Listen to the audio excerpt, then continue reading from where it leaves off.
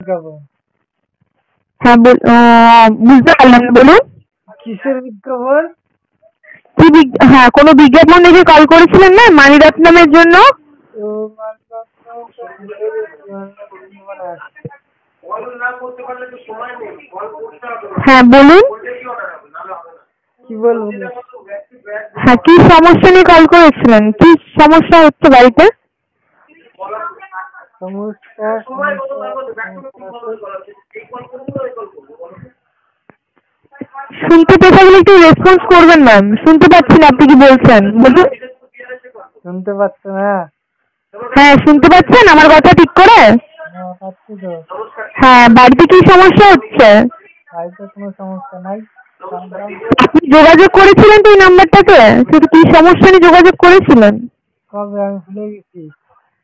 আচ্ছা, আপনি কি কথা বলছেন? আপনার নাম? আমার নাম হ্যাঁ।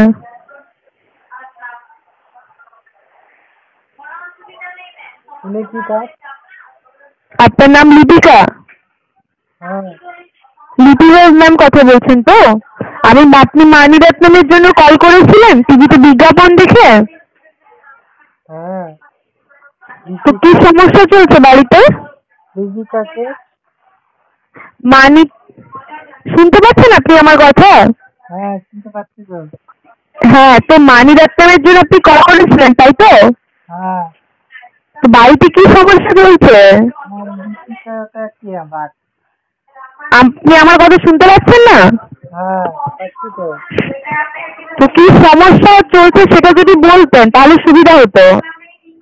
কিছু সমস্যা নাই। কি সমস্যা নেই তো? তাহলে যখন সমস্যা হবে অবশ্যই যোগাযোগ করবেন, ঠিক আছে? আপনার পরিবারের সুস্বাস্থ্য শুভকামনা করি। ও আর হ্যাঁ 200 টাকা বলুন। বলুন। 200 টাকা হলে দিয়ে দিবা মানিরত্নে?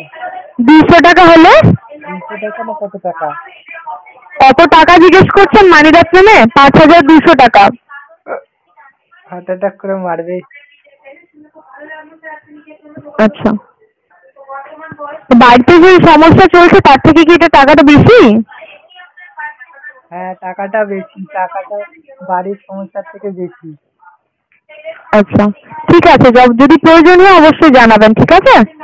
আপনার পরিবারের সুস্বাস্থ্যের শুভ কামনা করি, ভালো থাকবেন।